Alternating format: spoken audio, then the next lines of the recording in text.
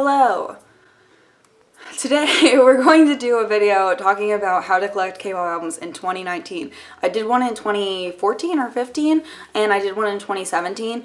And I thought that it had been like 2018 I did one, but I guess not. So I'm going to talk about collecting today. These are questions I get asked all the time. I know you have things you're procrastinating right now, so let's just go ahead and get started. So if you don't know me, I have been collecting K-pop albums for about 9 years now. I have had this channel since 2012, and I've unboxed a lot of albums on this channel, and I feel like I've learned a lot over the years. So one of my goals in 2019 is to make more informational videos that can help you guys who are just getting into collecting, because the amount of fans that are joining K-pop every single day are like insane numbers, and I feel like a lot of people had the same questions. So this year I'm really trying to make more content that is informational and kind of puts everything in my brain that I know out on the internet, so maybe it can help someone else out there. The first thing we want to talk about is, why are people obsessed with K-pop albums? Why do people like them? I think that K-pop albums are so popular because they are so different than what you would get in America or Japan, or it's getting dark in here, I'm gonna turn on the light. So K-pop albums are very different. They come in all sorts of different packaging. There's fun photo cards that come with them, which Japanese releases have photo cards too, but they're usually in jewel cases. K-pop albums are not nearly as expensive as Japanese albums. American albums just can't compare to K-pop albums. I feel like they're so unique and different, and I think they're really fun to collect, which is why I've been collecting for 9 years, and I don't regret a single second of it because I absolutely adore my collection. Yeah, so if you have never seen a K-pop album unboxing, you should go search one up, because there's about 8 billion on YouTube. I make a couple as well, but there are channels that are only K-pop unboxing channels. I like to do a variety of things because I used to do only unboxings and I got really bored of it, so here we are in 2019. And the next question you might think is, I just joined K-pop, should I be collecting K-pop albums? Is it necessary as a K-pop fan? No, it is not. There are tons of other ways you can support your favorite artists and help them win on music shows, and all of that, which I do plan on making a video talking about how to vote as an international fan on every single music show and going through all of that. Obviously a video like that requires a lot of research, so I am not quite ready to film it yet, but hopefully I will get that video out in the next month or so. But yeah, you don't have to collect K-pop albums. I collect K-pop albums because it is my favorite way to support my artists and my idols.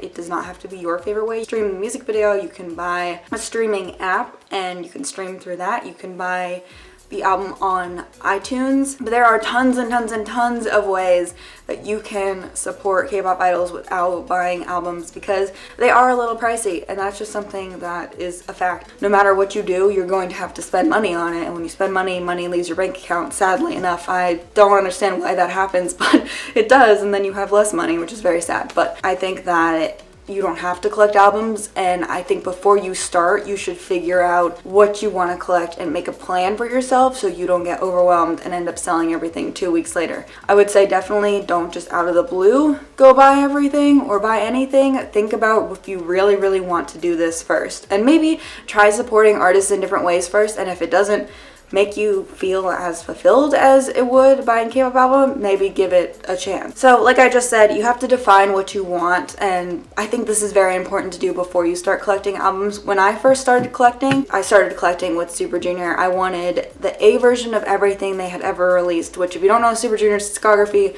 they have at least 3 versions of every full-length album, or every album they have released in Korea, including repacks and stuff like that. So then later on, when I got everything for that, I decided that I wanted to collect all the versions of everything they had done. And so what you define as your collection can change later on. You can start collecting everything and then decide I don't want everything, or you can start very small, say I only want 1 version of everything, which is what I personally recommend, and then later on, when you have 1 version of everything, maybe go ahead and say, I think I want like 2 versions of everything. All of the repacks and the normal album, the before the repack album, that album. And I think that is the best way to go ahead and get started with your collection. There's also photo cards and merch when it comes to collecting K-pop. It's not just the albums, so I would definitely put that on your list of things to collect, and DVDs and live CDs and all of that stuff. So definitely include that.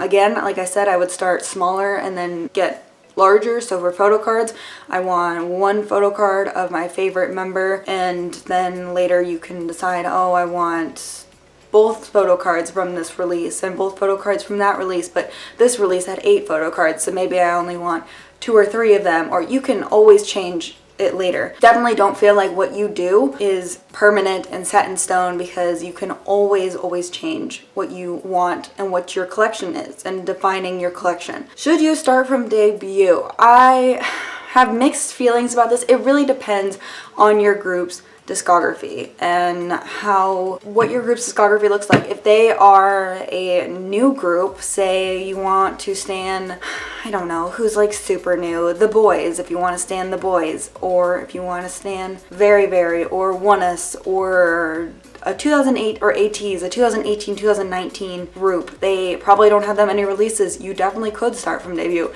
I personally think that starting from whatever era you found them in is the best era to start in, because if you collect an older group like SHINee or Super Junior or TVXQ, it's probably going to be kind of hard to find the debut album, but finding the current album is probably not going to be as hard. I always say start easy and then go to the more difficult things once you have all of the easy things, because if you start with the more difficult things and spend 4 months trying to find TVXQ's debut album, and then you go to get their more recent album that's suddenly out of print, suddenly everything is hard. So I would start with the albums that are very readily available and then go and buy the harder things later. Don't make this too complicated for yourself. I have a habit of making things really complicated when they don't have to be. So don't be me. That's the motto of this video. Don't be me. Benefits of keeping track of your albums on a spreadsheet. I know some people who live through this and some people who are like, no, I don't. I say that probably not right away, but once you have over 100 albums, it's probably a good idea to keep in a spreadsheet or something.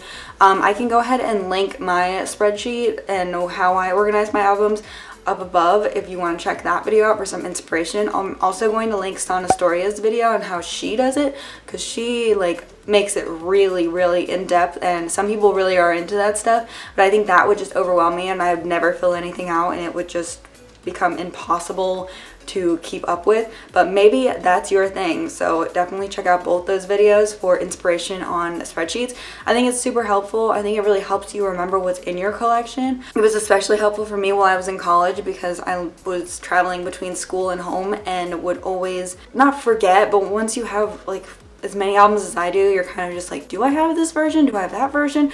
Especially for things like Super Junior's discography that are kind of not a huge difference between versions. It's important to know what versions you have. I think it's important. So K-pop these days, there's 8,000 things, there's repacks, and I would say that when it comes to the multiple versions, there are some groups I've said before that I feel like I need every single version. My Ultimates are one of them, and then groups like 17, BAP, VIX, sometimes BTS, I feel like I need everything, Golden Child, Lovelies. There are sometimes that I feel like I need every single version of an album, and sometimes I'm very happy with just one version. Like, I know SHINee, for their solo albums, they will release 2 versions most of the time, and for me, I'm pretty happy just having one version of SHINee's solo albums, and I can't really explain it in a way that would make sense. It's just the way that I am and the way that I feel about these things. Repacks. I would say if your group comes out with a full-length album and you are tight on money, wait for the repack. There's 99% of the time a repackage to a full-length album for most groups, and if your group is an older group and has had multiple releases before and they've released a full-length album and then a repack, chances are there's going to be another repack to this new full-length album. So definitely wait. The repack is going to have all of the songs. Japanese albums. The Japanese market is very popular. It is the second most popular music market after the United States, I believe. I saw that fact somewhere a few years ago. I don't know if it's still completely accurate, but it was a thing at one point. So definitely a lot of K-pop artists try to go to Japan and debut. Not try, they do. A lot of Korean artists go to Japan, release music. Sometimes, again, I feel like I need it for my Ultimates, I do, but a lot of groups will just release their Korean single in Japanese and call it a day, and I feel like for a lot of groups that it's not necessary. There are a lot of groups who also will only release original Japanese music in Japan, and that's awesome. And if you feel like you need all of that, again, usually 3 or 4 Japanese singles end up in a Japanese album. That Japanese albums are mostly made up of previous Japanese singles. So if they had one Japanese album, then they'd release 3 more singles. The second Japanese album is going to have the previous 3 singles and probably a different title track and maybe 2 or 3 more B-sides, and they're gonna call it a day. So I would definitely wait for full-length Japanese albums if that's what you're really into and you really want the Japanese music. So now we're 13 minutes into this video, and I'm going to talk about where to buy K-pop albums. Now, I'm currently doing a series where I am analyzing all of the different K-pop stores that I've used over my years. It makes me sound really old, and I'm trying to see what truly is the most affordable and the best K-pop store. So by the time you see this video, I probably won't have done more than 1 review, but I will go ahead and link it up above in case you're watching this video way in the future, because I do have a lot of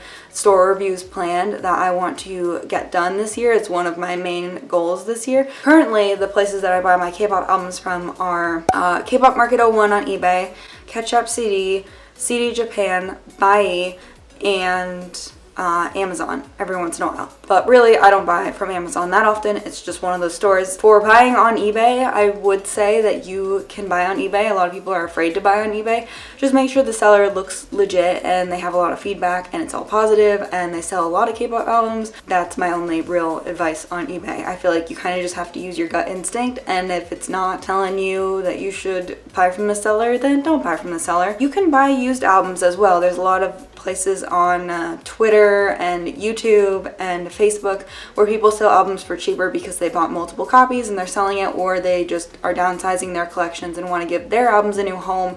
This is a good way to find older and more rare albums, and again, you just need to be super careful with buying from individual people on these sites, because you never know. Look for a YouTube channel that maybe does a lot of unboxings and then they're selling some albums, or a person on Facebook you see has had a lot of good reviews. You can ask people for proof sometimes and they will send you a bunch of proof. But yeah, there's also signed albums. You can get signed albums through M-Wave. I have not done an M-Wave album myself in a while. I've joined a couple group orders, but I am going to do a video on M-Wave really soon. But they are a good place to buy signed K-pop albums if that is something you are interested in. Storage, there's tons of different ways you can store K-pop albums. People store them on bookshelves, people store them on desks, people store them in boxes and on wall shelves, and there's tons of different ways you can store your K-pop albums. There are tons of videos on YouTube on how people store their K-pop albums. I plan on doing an updated version of my collection very soon, so yes, look forward to that video. Finally, we have made it to the end of the video. I think I've answered the most FAQ questions that I've gotten in the past 2 years since I made my 2017 edition, and questions that I get asked pretty regularly. So if you have any other questions, go ahead and leave them in the comment section down below and I will try to answer them there. Like I said at the beginning of this video, my goal this year is really to create more content that can help you guys with your collecting and kind of give my knowledge. So that is it for this video. I think I have answered all of the questions that I normally get asked, but feel free to ask more questions about collecting K-pop in the comment section down below. And if you collect K-pop albums, what's one really big thing that you have learned throughout collecting that you think would really benefit somebody else who's just getting into collecting? Or what's one rule in your collection that really helped shape and define your collection? Let me know in the comment section down below. If you're just getting into collecting and you have questions, go ahead and leave those down below as well. Thank you so much for watching this video. I really hope it was helpful for you guys, and I will see you guys very, very soon. Bye!